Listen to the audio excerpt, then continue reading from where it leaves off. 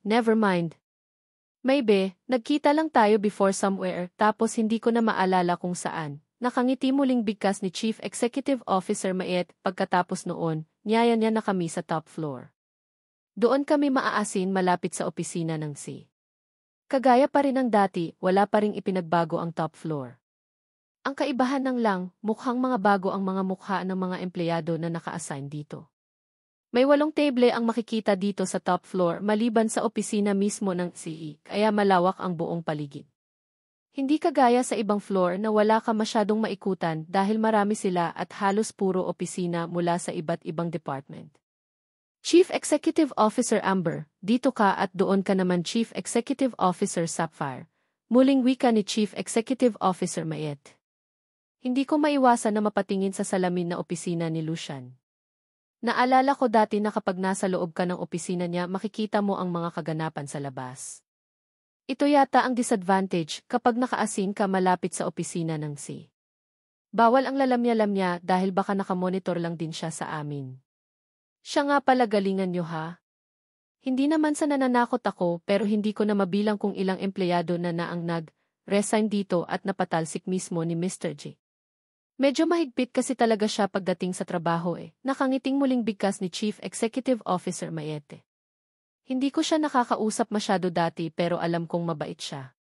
Hindi naman siguro siya magtatagal bilang Executive Secretary ni Lucian kung hindi Don't worry, Chief Executive Officer Maete, gagalingan namin, nakangiting sagot naman kaagad ni Sapphire. Ipinakilala na din kami ni Chief Executive Officer Maete sa mga kasamahan namin dito sa department. Lahat naman sila mukhang mababait at welcome naman daw kami. Kaagad kaming sumabak sa training. Puro lang naman paperworks. Paggawa ng reports, review ng mga reports galing sa iba't ibang department at kung ano-ano pa. Medyo masakit sa ulo pero alam kong masasanay din ako. Meron tayong cafeteria sa ibaba kung gusto niyong kumain. Kung may baon naman kayo, may mini kitchen din dito. Pwede kayong kumain doon basta siguraduhin lang na malinis ang area. Bawal magkalat dahil minsan, sini-check ni Mr. Ferrero ang area na iyon, nakangiting muling wika ni Chief Executive Officer Maete. Almost lunchtime na at sinabi ng isa sa mga kasamahan namin na sumabay na daw kami sa kanila pagbaba ng cafeteria para makakain ng lunch. Sabay na kayong dalawa. Enjoy your meal. Nasanay kasi akong magbitbit ng baon kaya hindi ko na kailangan pang bumaba doon, nakangiting wika ni Chief Executive Officer Maete sa amin. Are you sure, Chief Executive Officer Maete? Hindi ba malungkot kumain mag-isa? Tanong naman ni Sapphire dito. Sanay na ako. Alam mo naman, dapat palagi akong malapit kay Sir Lucian dahil kahit lunchtime, may bigla siyang inuutos sa akin. Kaya nasanay na akong magbaon para hindi ko na kailangan pang bumaba. Nakangiti nitong sagot. Pero wala naman si Mr. Ferrero Sama ka na sa amin, Chief Executive Officer Maete. Kumpleto tayo ngayon o para masaya, nakangiting sabat naman ni Bernie. Isa sa mga kasama namin dito. Aktulay, 3 lalaki at 5 kaming babae. Ngayon lang kami nakakapusap ng ganito dahil nga lunch break naman na at wala daw si Mr. Ferrero, kaya pwedeng mag-ingay. Kapag nandito daw kasi iyon, bawal daw kasi talaga ang mag-usap ng kung ano-ano. Ayaw daw ni Mr. Ferrero. Sayang naman ang baon ko. Pero since you insist, sige na nga. Nakangiting sagot ni Chief Executive Officer Maete. Lahat naman kami ay nagpahayag ng pagkatuwa. Sama-sama kaming bumaba patungo sa cafeteria. Ngayon ko lang din naranasan ang kakaibang feeling na lumukob sa buo kong pagkatao. Ngayon ko lang naranasan na nagkaroon ng maraming kasama and looking forward din ako na sana maging friends ko din sila. Maraming pagkain ang cafeteria at marami din kaming naabutan ng mga kumakain ng mga empleyado. Galing sa iba't ibang department at lahat nila ay kilala ang Executive Secretary na si Chief Executive Officer Maete. Sa bagay, siya ang malapit sa boss kaya talagang kilalang kilala siya. Chief Executive Officer Maete, ganoon ba talaga si Mr. Ferrero? Medyo masama ang ugali. Feeling ko kasi, kagaya ng iba pang mga kasama namin na nag-resign na, hindi din ako makakataga sa ugali niya, seryosong bigkas ni Mary. Kung hindi ako maaaring magkamali, bago lang din siyang empleyado. Nauna lang daw siya ng ilang linggo sa amin. Saka, anong sabi niya? Naninigaw daw si Lucian. Hindi ko naman napapansin iyon dati ah. Sa department natin, bawal ang balat sibuyas. Lahat naman nasisigawan ni Mr. Lucian Ferrero ah. Ako din, nasisigawan din naman ako pero immune na ako. Pasok sa isang tainga, labas sa kabilang tainga. Tandaan nyo, hindi na tayo makakahap pa ng kumpanya na kagaya ng Disney na maayos magpasahod at maganda din ang benepisyo. Nakangiting wika ni Chief Executive Officer Mayet. Pinilit ko namang umiti. Tahimik na yun ang mundo ko dahil wala si Lucian, pero sana sa pagbalik nito, tutuparin sana nito ang pangako na hindi niya na ako pakikialaman. Para naman tuluyan ang tumahimik ang mundo ko ng tuluyan. Naging maayos ang susunod na mga araw ng buhay ko. Kahit papano, nasanay na din ako sa bagong routine ng buhay ko. Medyo gamay ko na din ang trabaho sa Teeth Corporation. Hanggang sa dumating na ang araw ng pag-uwi ni Lucian. Abala ako sa harap ng aking computer nang marinig ko ang sunod-sunod na pagbati ng mga kasamahan ko. "Good morning, Mr. C," narinig kong sambit nila. Wala sa sariling napaangat ako ng tingin at ganoon na lang ang pamimilog ng mga mata ko sa gulat ng sumalubong sa paningin ko ang formal na mukha ni Lucian. "Good morning, Mr. C," bigkas ko din sabay tayo. Nakatayo kasi ang mga kasamahan ko habang nagbibigay sila ng paggalang kay Lucian. Nakiki-Mr. G na din ako. Bahala na. Teka lang, ngayon na ba ang araw ng uwi ni Lucian? Wala pang isang buwan ah. "Good morning everyone," formal na sagot ni Lucian. Nahuli ko na tinapunan lang ako ng tingin ito bago mabilis na pumasok sa loob ng opisina. Nanghihina naman akong muling napaupo habang ramdam ko ang kabog ng dibdib ko. "Lucian, bakit ba ang pogi mo pa rin? Bakit ba nakapa-attractive mo sa iyong kasuotan?" Katagang nagsusumigaw sa aking isipan habang nakatitig ako sa monitor ng aking computer. Ano ba ang nangyayari sa akin? Bakit muli ko na namang naramdaman ang familiar na tibok ng puso ko para kay Lucian? Hindi ito pwede. Hindi talaga pwede. Amber, napansin mo ba kanina kakaiba kung makatitig sa iyo si Mr. C? Hindi ko mapigilan ang mapakislot nang may biglang nagsalita sa tagiliran ko.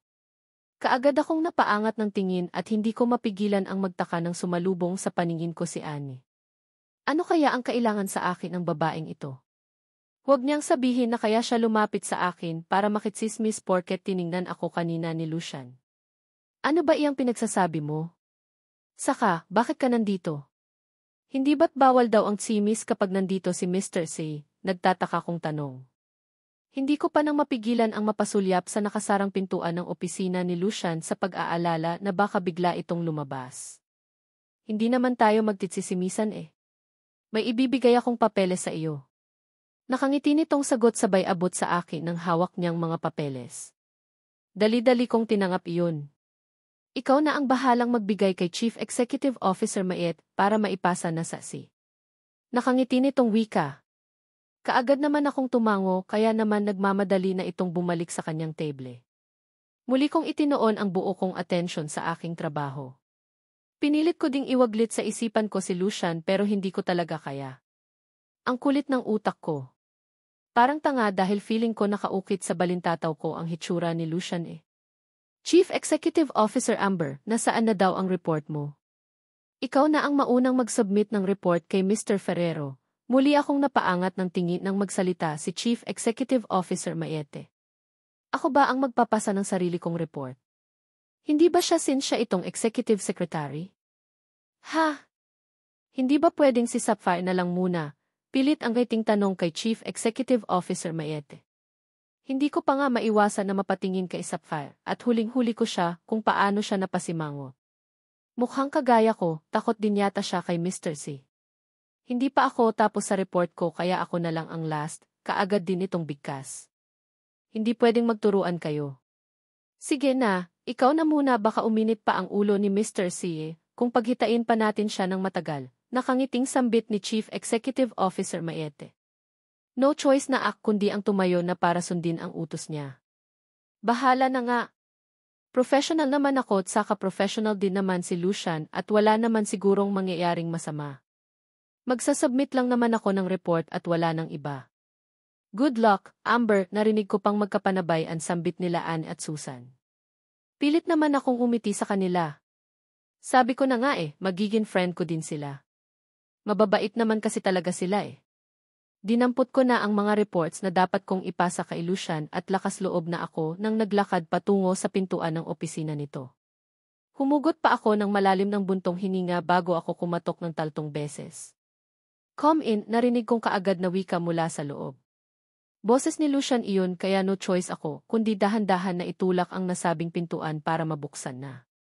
Pagkabukas, kinakabahan akong pumasok sa loob. Kumpara sa labas, mas malamig ang temperatura ng aircon dito sa loob. Kaagad na sumalubong sa pang-amoy ko ang familiar na halimuyak ng amoy ng nasabing opisina. Amoy na unti-unting nagpapaalala sa aming nakaraan. Shocks! Good morning sir, kimikong pagbati dito. Napansin kong kaagad na napataas ang isang kilay ni Lucian habang nakatitig sa akin. Hindi ko naman malaman kung ano ang gagawin ko. First time kong magpasa ng report at ano ba ang gagawin ko. Yes, Chief Executive Officer Rodriguez. Tatayo ka na lang ba dyan at titigan ako? Seryosong tanong ni Lucian, kaya naman hindi ko mapigilan ang mapakurap ng makailang ulit. Tinititigan ko ba siya? Nanangapa pa ako at hindi ko alam ang gagawin ko. Huwag siyang assuming. Ah, yes sir. Heto na nga po pala ang mga nagawa kong report since day 1 ko dito sa trabaho. Pilit ang ngiting bigkas ko. Tuluyan na akong naglakad palapit sa kanya at ipinatong ko sa table niya ang dala-dala kong mga papeles. Sit down, seryoso niyang bigkas. Feeling ko parang may naghahabulang daga sa sistema ko. Ano ba ang nangyayari sa akin? Para akong ewan. Si Lucian lang ito no?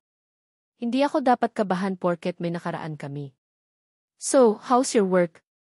Hindi ka ba nahirapan? Seryosong tanong niya sa akin. Imbes na i-check niya ang reports na dala ko, sumandal siya sa kanyang swivel chair at seryoso akong tinitigan. Ayos lang naman sir. Nangangapa pero kaya naman, mahina kong sambit. Isang makahulugang ngiti ang kaagad na gumuhit sa labi ito sabay ilapag sa ibabaw ng mesa ng isang maliit na kahon. Hindi ko maiwasan na. Mapatitig doon. For you. Paslubong ko para sa iyo, seryoso niyang bigkas. Mula sa pagkakatitig sa maliit na kahon, kaagad akong nag-angat ng tingin dahil sa matinding pagkagulat. Pasalubong? Hindi nga. May pasalubong siya sa akin. Para sa akin po, nagtataka kong tanong. Ano ang nakain niya? Bakit pati ako may pasalubong daw mula sa kanya? Bakit, may iba pa bang tao dito maliban sa ating dalawa? Keep it. Masyado akong nagandahan sa bagay na iyan kaya binili ko. Since wala naman akong ibang mapagbigyan, sa iyo na lang, baliwala niyang bigkas. Pagkatapos noon, binuklat niya na ang dala kong mga reports at isa-isa niya nang tiningnan. Hindi ko naman malaman kung ano ang gagawin ko. Nagtatalo ang isipan ko kung tatangapin ko ba ang pasalubong niya daw.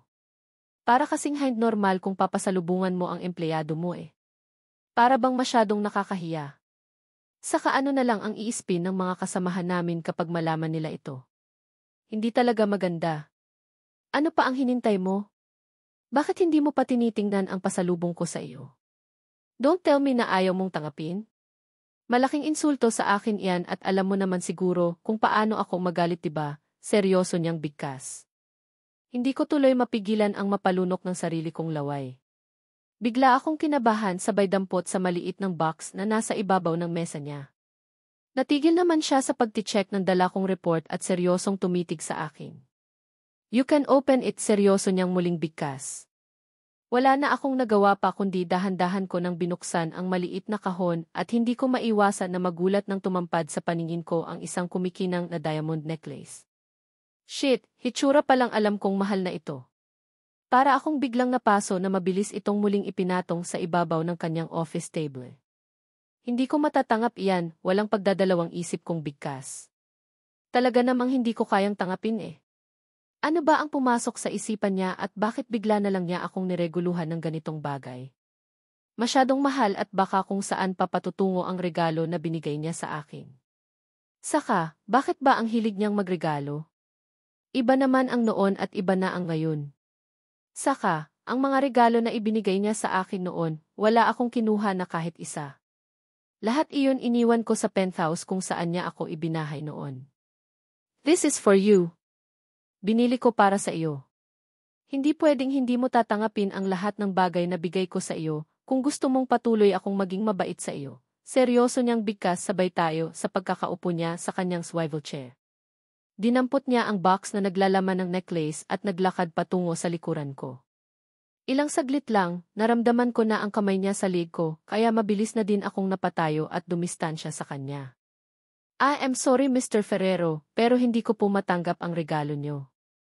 Ibigay niyo na lang po iyan sa iba, kinakabahan kong bigkas. Napansin kong natigilan siya, kasabay ng biglang pagsalubong na kilay niya.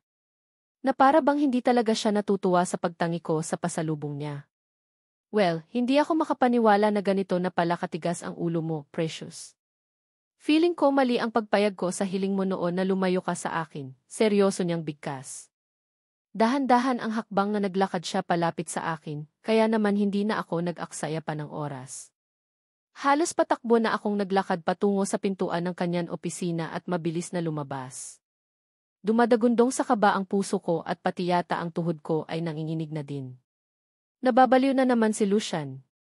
Kakaiba na naman yata ang pumasok sa isipan niya. Feeling ko, balik na naman sa dati ang ugali niya. Ano na?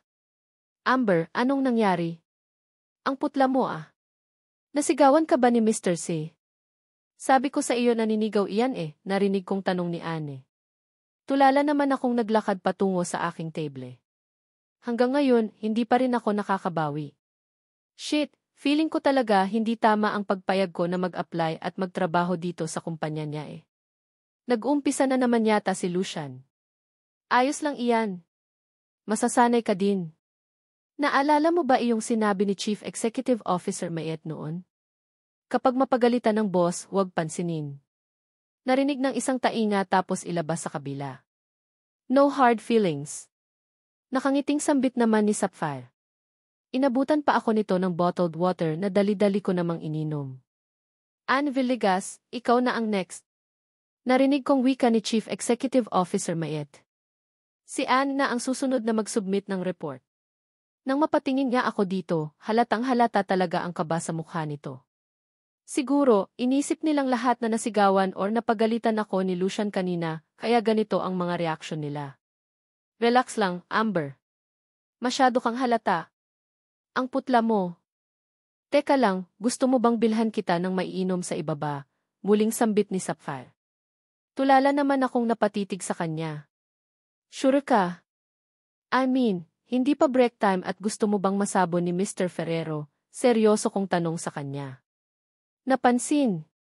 Kung saglit itong natigilan at hilaw ng umiti. Oh, nga pala. Nakalimutan ko na nandyan na pala ang boss natin, bigkas niya. Hindi ko na siya nasagot dahil natuon na din ang atensyon ko sa paglabas ni Anne mula sa loob ng opisina ni Lucian. Bitbit nito na dala niyang report kanina at namumula ang mga mata na halatang nagpipigil na maiyak. Ito yata ang literal na napagalitan. Naiyak Siguro nga, masama talaga ang ugali ni Lucian. Pinangingilagan ng mga empleyado Dahil lahat yata nang nagpasa ng report kay Lucian, si Sapphire lang ang hindi napagalitan. Siya lang din kasi ang bukod tangi na lumabas na nakangiti Sa bagay, matapang si Sapphire. Malakas din ang loob nito at hindi naman talaga siguro niya kailangan ang magtrabaho since para namang may kaya ang pamilya nito, kaya siguro easy lang sa kanya ang makiharap kay Lucian. Chief Executive Officer Rodriguez, pakiulit daw lahat ito. Abala ang mga mata ko sa harap ng computer nang bigla akong lapitan ni Chief Executive Officer Mayete. Inilapag niya sa ibabaw ng table ang familiar na mga dokumento. Iyon iyong reports na ipinasa ko kanina kay Lucian. Bakit daw po, Chief Executive Officer Mayet, nagtataka kong tanong. Sinabi ni Mr. G na marami daw mali. Reviewin mo daw ulit at ipasa sa kanya within a day, seryoso niyang bigkas. Kaagad namang nanlaki ang mga mata ko sa gulat. Seryoso? Re-reviewin ko? Titingnan ko daw ang mga mali? Paano? I mean, hindi ko gets dahil para sa akin walang mali sa ginawa kong report. Saka sa aming 8 parang report ko lang yata ang bumalik Okay po, Chief Executive Officer Mayet. Thank you, mahina kong sambit. Wala naman akong magagawa eh. Kailangan sundin ang utos ng boss dahil alam kong bad shots na ito sa akin. Inumpisahan ko ng buklatin ang mga papeles at kahit na anong review ko, wala talaga akong makitang mali eh. Saka, kung talagang may nakitang mali din si Lucian, dapat binilugan niya para alam ko din heist, bakit feeling ko, pinag-iinitan niya ako. Dahil ba iyon sa ginawa kong pagtangi sa pasalubong niya? Heist?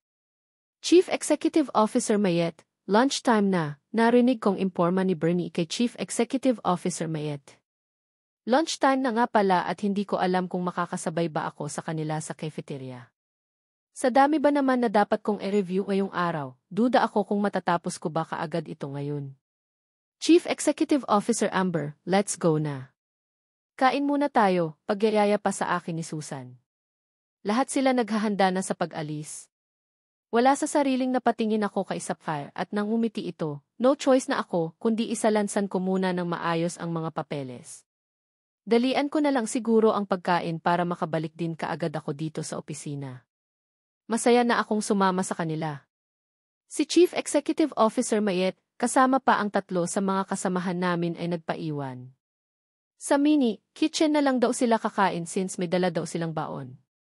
Ang ending kaming 4 na lang nila Martin, Susan at Sapphire ang bumaba ng cafeteria para kumain ng lunch. Iyon nga lang pagdating namin ng cafeteria, dami na namang mga empleyado. Kailangan pa naming maghintay ng halos 5 minuto para makaupo pa ng table. Mabuti na lang talaga at pumayag na makisare kami sa 2 lalaking empleyado na ang pakilala sa amin ay taga-finance department daw. Hi, sa office kayo ng Sifi, nakangiti pang tanong sa amin ng isa sa kanila. Si Susan na ang bahalang makipag-usap sa kanila dahil sumama na ako kina Martin at Sapphire patungo sa counter para maka-order ng pagkain. I-order na lang namin si Susan ng makakain dahil kailangan niyang bantayan ang table namin. Mabilis lang naman ang pag-order. Marami din kasing staff ang cafeteria na ito kaya wala pang 5 minuto nakabalik na kami sa aming table. Amber, gusto ka daw makilala ni Diego. Saktong pagkabalik namin ang table iyon naman kaagad ang salubong sa akin ni Susan. Gusto daw makipagkilala sa akin ang isa sa mga lalaking taga-finance department. Hello, Amber. Ganda ng name mo. Bagay sa iyo. Yes, by the way, DK name si Diego, hindi na yata nakatiis at kusa nang nagpakilala. Naglahad pa ito ng kamay na nag-aalangan naman ako kung tatangapin ko ba sa huli no choice, kundi ang tangapin na din ang pakikipagkamay niya. Ayaw ko din naman magmumukhang bastos sa harapan nila eh. Nice to meet you, Diego, pilit ng ngiti sa labing sagot ko. Nagpakilala na din ang isa sa mga kasama nito. Joshua daw ang pangalan.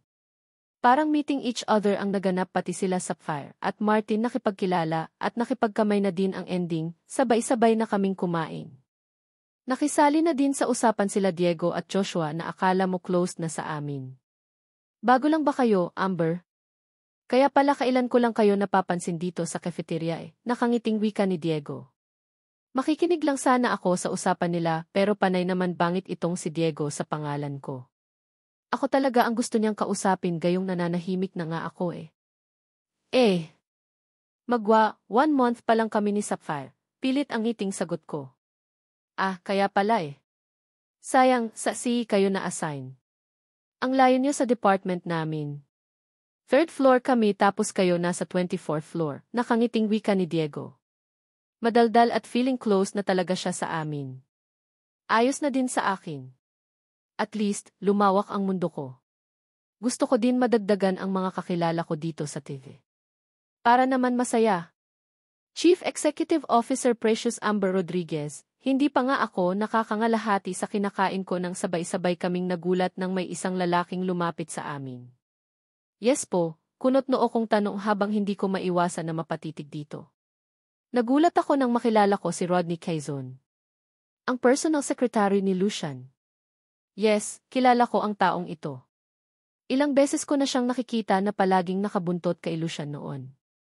Saan kaya galing ang lalaking ito? Bakit ngayon ko lang siya nakita? Pinapatawag po kayo ni Mr. Ferrero sa opisina niya. Urgent daw po, seryosong bigkas nito. Hindi ko naman maiwasan na magulat. Ha? Bakit daw?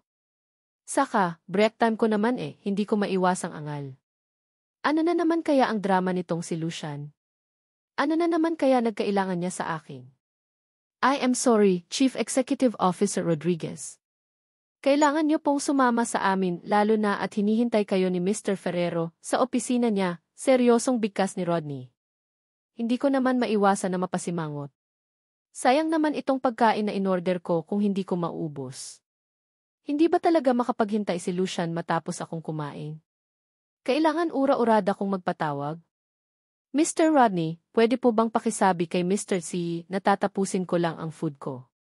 Sayang kasi hindi pa rin ako nawawala ng pag-asa. Makikiusap pa rin ako at baka mapagbigyan. Baka naman magbigay sila ng consideration since break time ko naman. I am sorry madam pero hinihintay na kayo ni sir. Alam niyo po kung paano siya magalit kaya sumama na po kayo sa akin. Nakangiti namang sagot niya sa akin. Hindi ko tuloy mapigilan ang magulat nang tawagin niya akong madam. Hindi ko alam kung sadya ba iyon or baka lutang lang itong personal secretary ni Lucian. Wala sa sariling napatingin ako kay Sapphire, at nang mapansin kong nakayuko lang ito, wala na akong choice, kundi ang tumayo na. Umaasa kasi ako kanina na tutulungan niya ako na kumbinsihin si Mr. Quezon na kung pwede mamaya ko napupuntahan si Lucian. Kaya lang, pati yata si Sapphire takot sa big boss namin Pati ang iba pang mga kasamahan namin dito sa table deadma din hindi ko alam pero parang takot nga talaga sila kay Lucian. Wala na kasing ni isa sa kanila ang nagsalita Ang kaninang medyo maingay na table namin ay biglang nanahimik. Lahat sila ay nakatuon ang mga atensyon sa kanilang mga kinakain. Hindi ko tuloy mapigilan ang mapabuntong hininga. Wala talaga siguro akong choice kundi ang sumama na lang kay Mr. Quezon. Wala akong aasahan sa mga kasama ko Guys, mauna na ako sa inyo. Kita na lang tayo mamaya sa opisina, masama ang loob ng bigkas ko. Pagkatapos kusa ko nang inihakbang ang aking mga paalis. Ano na naman kaya ang drama nitong si Lucian? Bakit kailangan niya pa akong ipatawag gayong alam niya naman na lunch break Heist, nakakainis na ang lalaking iyon. Feeling ko wala talaga siguro siyang balak na tantandan ako. Wala akong imik habang paakyat kami sa top floor. Masama ang loob ko dahil feeling ko nag-aksaya ako ng pagkain ngayong araw. Ano kaya ang kailangan ni Lucian? Huwag niyang sabihin na kukunin niya na sa akin ang reports na pinaulit niya kaya niya ako ipinatawag. Gusto niya yata akong pahirapan Nasa loob po si Boss Ferrero madam. Pumasok na po kayo sa loob, narinig kong sambit ni Mr. Quezon. Kunot noo tuloy akong napatitig sa kanya. Bakit ba madam na naman ang tawag niya sa akin? Anong meron? Kukumprontahin ko sana siya, kaya lang binuksan niya naman kaagad ang pintuan ng opisina ni Lucian. No choice na ako kundi ang dahan-dahan ng pumasok. Itong mga ganitong gawain ni Lucian, wish ko lang talaga na sana bigyan ako ng medyo mahaba-habang pasensya para naman hindi ako mag-resign ng mas maaga sa kumpanya na ito Pagkapasok ko sa loob ng opisina ni Lucian kaad ko itong nakita na prenteng nakaupo sa kanyang swivel chair. Nakapikit ang mga mata na akala mo pagod na pagod habang sa ibabaw ng kanyang table ay napapansin ko na may mga pagkain na nakapatong. Boss, nandito na po si Madam, narinig kong wika ni Mr. Quezon. Hindi pagkakamali ang lahat. Ngayon ko lang napatunayan na Madam talaga ang tawag niya sa akin. Pero bakit? Bakit Madam? Pwede namang Chief Executive Officer Rodriguez dahil dalaga pa naman ako. Napansin kong kaagad na nagmulat ng mga mata si Lucian at direktang tumitig sa akin. Kaagad naman akong napayuko. Ayaw kong makipagtitigan sa kanya dahil feeling ko hinihigop pati ang kaluluwa ko Sit down, precious, seryoso bigkas ni Lucian sa akin. Kaagad namang lumabas ng opisina si Mr. Quezon sabay sara sa pintuan. Pinapatawag mo daw ako. I'm sorry Mr. Ferrero pero inistorbo niyo po ang pagkain ko ng lunch. Walang paligoy-ligoy kong sambit. Gusto kong magpakatotoo sa harap niya. Hindi din naman siguro kabastusan ang sinabi ko dahil totoo naman Dapat igalang niya ang break time ng kanyang empleyado. Mula sa pagkakaupo sa kanyang swivel chair, tumayo ito at seryoso akong tinitigan. Yes, at sino ang nagbigay sa iyo ng permiso na pwede kang kumain ng cafeteria, kasama ang iba pang mga empleyado, seryoso niyang tanong sa akin. Hindi ko naman mapigilan ang magtaka. May rules ba ang cafeteria na hindi ko alam? Kung meron, bakit wala namang sumisita sa akin? Simula noong pumapasok ako dito sa kumpanya niya, wala naman akong narinig na bawal. Itong Lucian lang naman na ito ang nagsasabi eh. Hindi ko po kayo maintindihan, sir. Ano po ang ibig niyong sabihin? Nagtataka kong tanong. Hindi ko mapigilan na mapaigtad nang maramdaman ko na lang ang paghawak niya sa siko ko at iginya niya ako patungo sa kanyang swivel chair. Ano ang ginagawa mo? Mahinang tanong ko. Biglang salakay ng kaba sa puso ko at hindi ko din maiwasan na mapapiksi para makawala sa pagkakahawak niya sa akin. Hey, relax. Kakain lang naman tayo eh.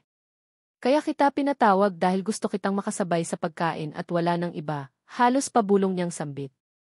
Nandoon pa po sa cafeteria ang pagkain ko, at kung hindi naman importante ang kailangan mo, pwede bang bumalik ako doon? Seryosong tanong ko sa kanya.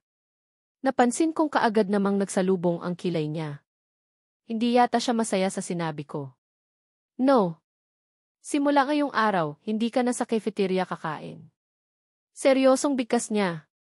Kung hindi ako pwedeng kumain sa cafeteria, saan ako kakain kapag lunch? Hindi naman ako pwedeng magbaon dahil tamad na akong magluto. Feeling ko waste of time lang dahil mag-isa lang naman ako. Hindi kita maintindihan. Ano ba talaga ang kailangan mo sa akin? Seryosong tanong ko. Napansin ko naman ang makahulugang pagguhit ng ngiti sa labi niya. No. Nothing. Gusto lang kitang alagaan at protektahan sa lahat ng oras, kaya ko ito ginagawa, seryoso niyang sambit. Hindi ko naman maiwasan na mapailing. Protektahan? Bakit? Nangako ka sa akin noon na hindi mo na ako pakikialaman, pero ano itong ginagawa mo? Seryoso kong sambit. Bakit ano ba ang ginagawa ko? Wala naman 'di ba?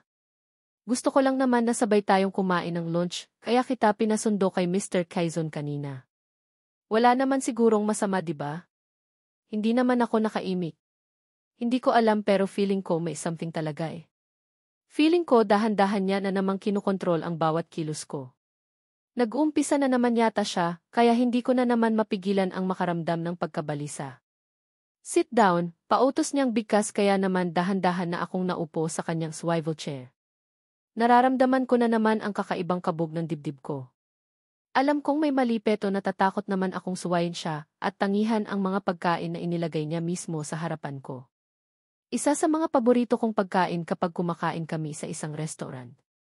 Baked salmon with mashed potato plus green salad. Nabitin ako sa pagkain ko kanina sa cafeteria, kaya hindi ko tuloy mapigilan ang makaramdam ng pagkatakam. Eat at pakatapos nito, pwede ka nang lumabas ng opisina ko. Seryoso niyang bigkas, sabay abot niya sa akin ng kutsara at tinidor. Wala na akong magagawa pa kundi ang tangapin iyon. Inukupan niya na din ang isa pang upuan na nasa harap ng kanyang office table at nag-umpisa na din siyang kumain. Wala na din akong nagawa pa kundi ang pagbigyan siya. Nandito na din lang ako sa loob ng opisina niya, kay lubos-lubusin ko na lang. Kaysa naman ako pa ang magutom. Alam kong pipilitin niya lang ako kung sakaling tangihan ko siya. Katahimikan ang bumalot sa loob ng opisina niya habang kumakain kami. Walang ni isa man sa amin ang nangahas na magsalita, kaya naman nanatili na din akong tahimik. Hanggang sa matapos kaming kumain. Mabilis na akong tumayo mula sa pagkakaupo sa kanyang swivel chair. Kaagad naman siyang napatitig sa akin habang blanko ang ekspresyon ng kanyang mukha. Saan ka pupunta? Seryosong tanong niya. Tapos na ang break time at babalik na ako sa pwesto ko. Maraming salamat sa pagkain, Mr. Ferrero. May mga papeles na nasa table ko na dapat kong tapusin ngayong araw. Seryosong bigkas. Alam niya naman kung ano ang tinutukoy ko, kaya wala naman sigurong dahilan para pigilan niya ako. Saka wala akong balak magtagal dito sa loob ng opisina niya. Mahirap na. Baka kung ano pa ang maisip niyang gawin sa akin eh. Okay, you can go now and finish your work. Hindi ka pwedeng umuwi hanggang hindi mo matatapos ang report mo, seryoso niyang bigkas. Hindi ko tuloy maiwasan na mapasimangot at diretsyo na akong naglakad palabas ng kanyang opisina. Naabutan ko na ang mga kasamahan ko na abala sa kani-kanilang mga trabaho. Kahit nga si Chief Executive Officer Mayet busy din eh. Ni hindi niya man lang napansin ang paglabas ko mula sa loob ng opisina ni Lucian. Diretso na ako sa aking table. Hindi ko pa nga maiwasan magtaka, lalo na mapansin ko ang kakaibang pagtitig sa akin ni Annie. Ano ang nangyari? Bakit kanya pinatawag? Nagtataka nitong tanong. Umiling lang ako pagkatapos inumpisahan ko ng tingnan ang mga reports na sinabmit ko kay Lucian kanina. Wala naman talagang mali at hindi ko alam kung ano ang babaguhin ko dito. Gusto niya talaga akong pahirapan, mahina kong sambit habang hindi ko mapigilan ang napasabunot sa sarili kong buhok. Ano ba ang babaguhin ko sa isang report na alam ko na wala namang mali? Highest, hindi ko pa nga matatanggap ang una kong sweldo pero parang gusto ko nang mag-resign. Lumipas ang buong maghapon na wala naman talaga akong ginagawa. Para sa akin perfect itong report ko Amber, hindi ka pa ba uwi? Hindi ko pa nga maiwasan na magulat nang biglang magsalita si Susan sa likod ko. Wala sa sariling napatingin ako sa kanila at doon ko napagtanto na uwian na pala. Mag-uwian na pero hindi ko pa na-submit ang report na pinaulit ni Lucian sa akin. Mauna na kayo. May tatapusin pa ako malungkot kong sambit. Pagkatapos noon mabilis na akong tumayo at isang dinampot ang report ko. Bahala na isa-submit ko ulit ito kay Lucian. Uwi na ako. Tanggapin niya man or hindi ang report na ito, bahala siya. Hapon na at wala akong balak na magstay ng magdamag dito sa opisina na nakatunganga lang. Malakas ang kabog ng dibdib na kumatok ako sa pintuan ng opisina ni Lucian. Dala-dala ko pa rin ang report na nireject niya kaninang umaga pero wala namang kahit ni isa akong nabago. Para sa akin, wala namang talagang mali kaya walang dapat na baguhin. Gusto lang talaga akong pahirapan ni Lucian. Ang mga kasamahan ko ay nagsipag-uwian na kasama si Chief Executive Officer Mayet. Ako na lang ang mag-isang nandito sa labas dahil kahit na si Sapphire iniwan na din ako. Ang unfair ng babaeng iyon. Napapansin kong hindi na siya kagaya ng dati na halos ayaw akong iwan. Come in, narinig ko ang boses ni Lucian mula sa loob ng opisina, kaya naman humugot muna ako ng malalim na buntong hininga bago ko dahan-dahan na binuksan ang pintuan.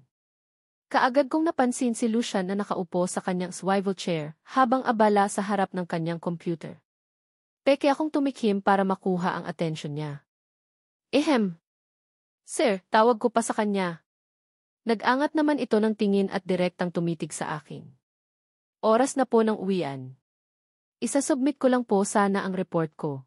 Pilit ang ngiti sa labi na bigkas ko. Kaagad naman siyang sumenyas na lumapit daw ako sa kanya at kaagad naman akong tumalima. Naglakad ako patungo sa kanya at ipinatong ko ang dala-dala ko sa ibabaw ng kanyang table. Good. Marunong ka naman palang tumupad sa usapan Sit down, seryoso niyang bigkas. Unlike kanina, seryoso siya at kaswal ang pagsasalita. Naramdaman ko ang malaking agwat sa pagitan namin. Empleyado ako at siya ang boss. Dali-dali naman akong naupo. Nagdadasal na sana wala na siyang tupak at huwag niya nang i-reject ang report na dala ko lalo na at nag-umpisa na siyang buklatin iyon. May binago ka ba talaga dito, Chief Executive Officer Rodriguez? Ano ang ginawa mo maghapon? Seryoso niyang tanong sa akin. Muli ko na namang naramdaman ang malakas na kabog ng dibdib ko. Shit, ang galing niya. Sir, nireview ko po ang report na iyan at wala naman po akong nakitang mali, mahina ang boses kong sagot. Napansin ko pa nga ang pagtaas ng kabilang sulok ng labi niya na para bang hindi siya kumbinsido sa sinasabi ko.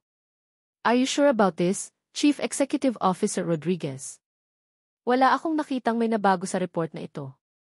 Are you kidding me? Seryosong tanong niya sa akin. Kaagad. Naman akong natameme. Huling-huli ako Wala nang dapat na ipaliwanag at baka madagdagan lang ang kasalanan ko. Saka, ano daw? Chief Executive Officer Rodriguez na ang tawag niya sa akin. Hindi na Precious. Ulitin mo ito. Lahat-lahat at hindi ka pwedeng umuwi hangat hindi mo maayos ang simpleng report na iyan, seryoso niyang bigkas. Kaagad namang namilog ang mga mata ko sa gulat. Seryoso ba siya? Anong oras na? Halos 6:00 na ng hapon Sir, pwede bang bukas na lang, mahina kong sambit sa bayu ko. Hindi ko mapigilan ang mapasalikop ang dalawa kong palad dahil sa nerbiyos. Unfair kung magstay ako na ako lang dito sa opisina. Ako ang boss dito at ako ang masusunod, seryoso niyang sambit.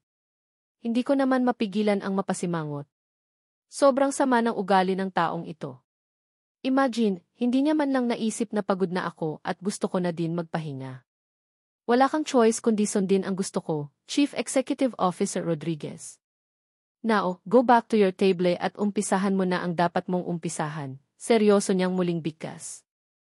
Labag man sa kalooban, wala na akong nagawa pa kundi muling damputin ang mga papeles at laglag ang balikat na naglakad ako palabas ng opisina niya. Hayast, masama talaga pala ang ugali ng Lucia na ito.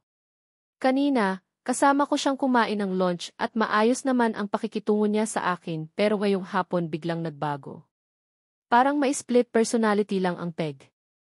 Heist! Muli akong naupo sa harap ng aking computer at isa-isang tiningnan ang report ko. Hindi ko na mabilang kung ilang beses ko nang ni-review pero wala talagang mali eh. Parang gusto ko na tuloy maiyak. Feeling ko, pinaparusahan ako ng Lucia na ito. Hindi ko tuloy mapigilan ang mapangalumbaba habang nakatitig lang sa aking monitor. Nakakapagod pala ang ganitong klaseng trabaho. Magre-resign na lang kaya ako. Mabilis na lumipas ang mga minuto, 1 or 2 oras. Gosh, 8:00 na ng gabi pero heto pa rin ako. Tulala at nakakaramdam na ng pagkalam ng aking sikmura dahil gutom na.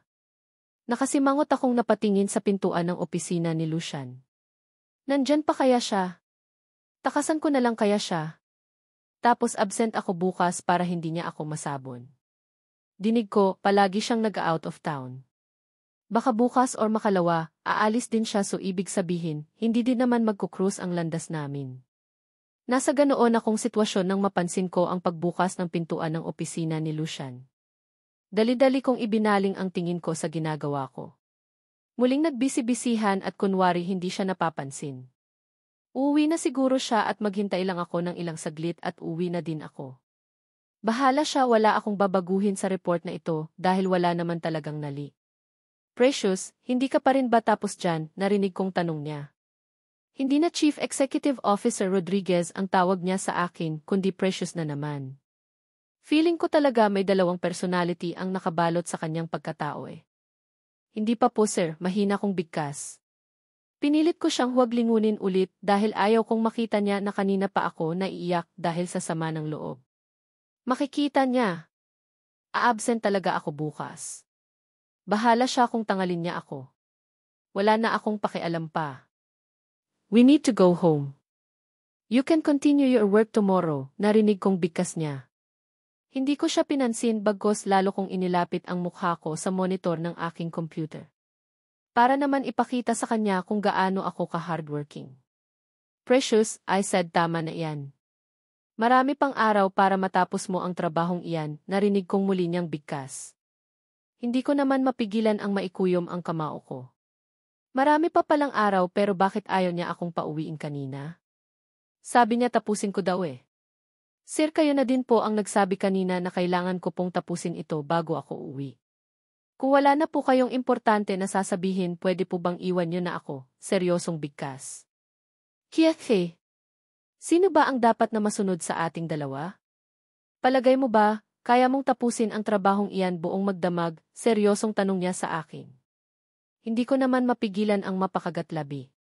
Kaunting-kaunti na lang talaga at iiyak na ako eh. Feeling ko down na ang puso ko. E di tapusin. Iyan ang utos mo eh. Malamig ang boses na bigkas ko.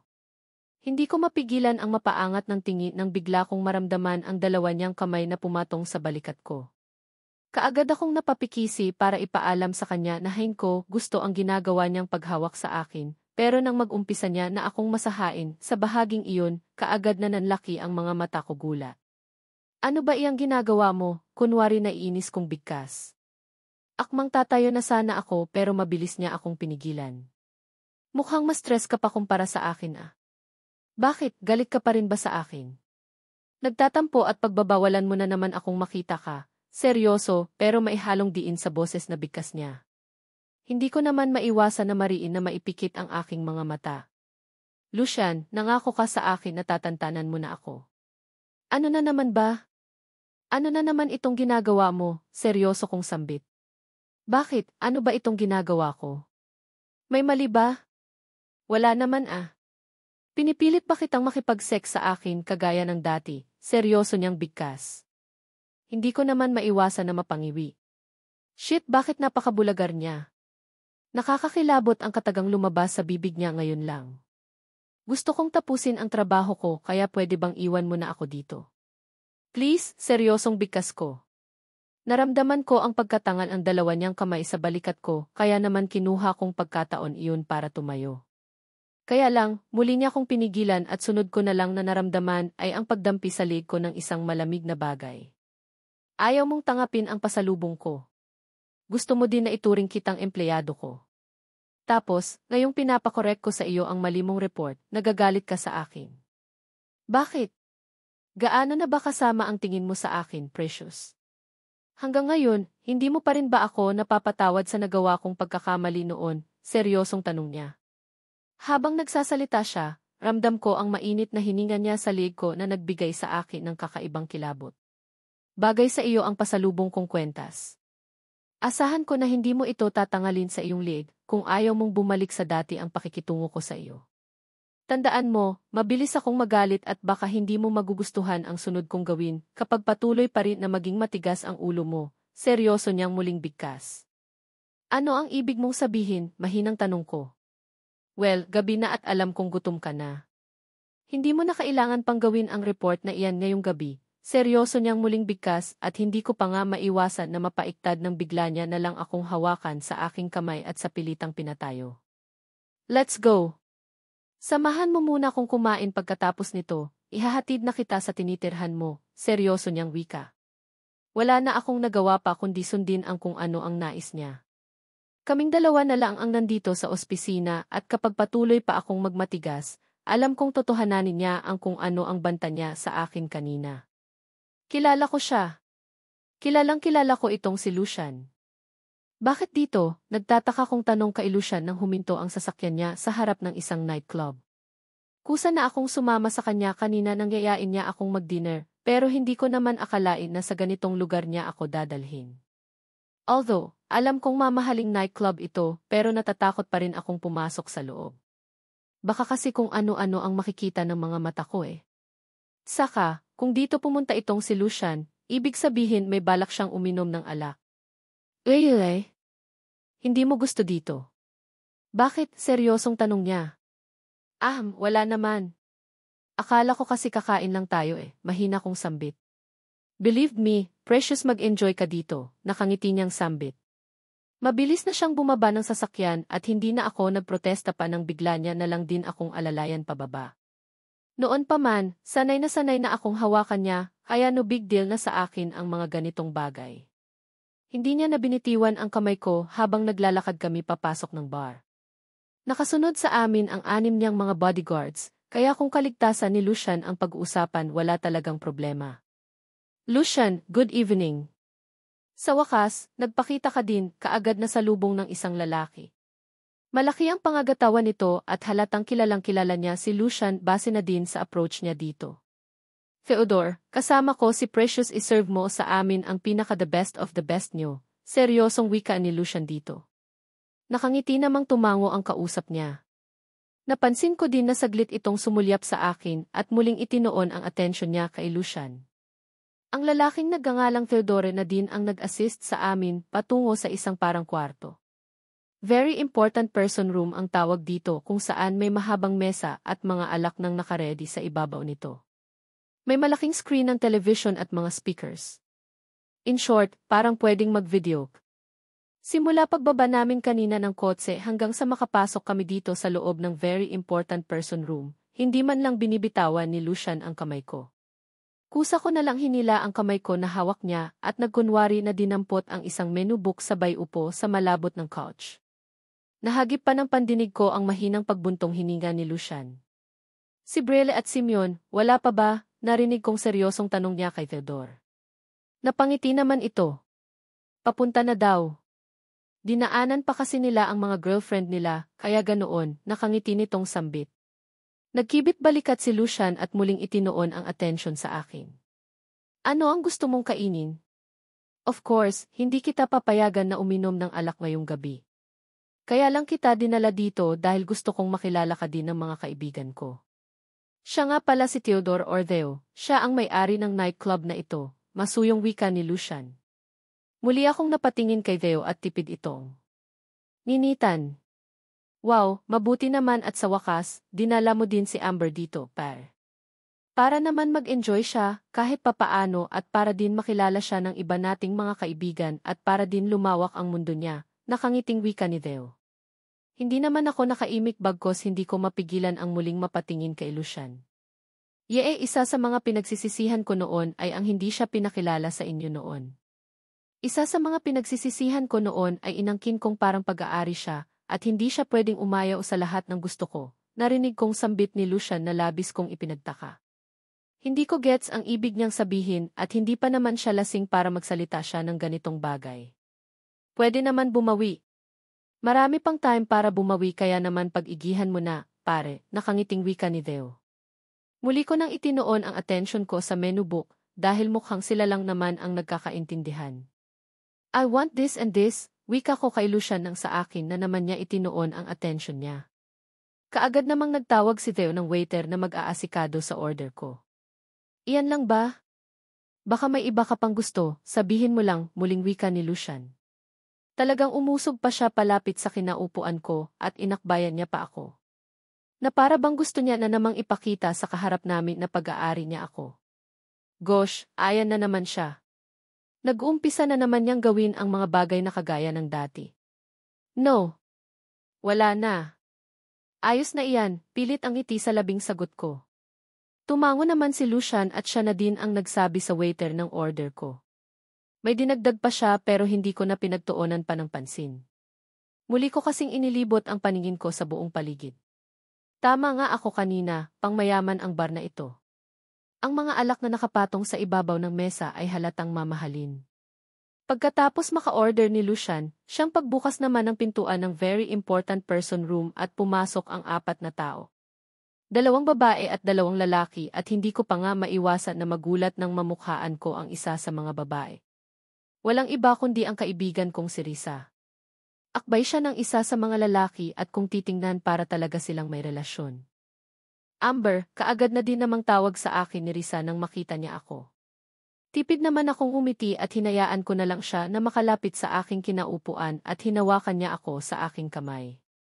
Risa, kumusta ka? Masaya kong bigkas. Hindi kami nagpapang-abot nitong si Risa, kahit sa iisang kumapa niya kami nagtatrabaho dahil hindi ko naman alam kung saang department siya. Isa pa, palaging ang mga ka-office mate ko ang kasama ko sa tuwing kumakain kami lunch. Hindi ko din naman siya nakikita sa cafeteria. Ayos lang. Ikaw, kumusta ka na?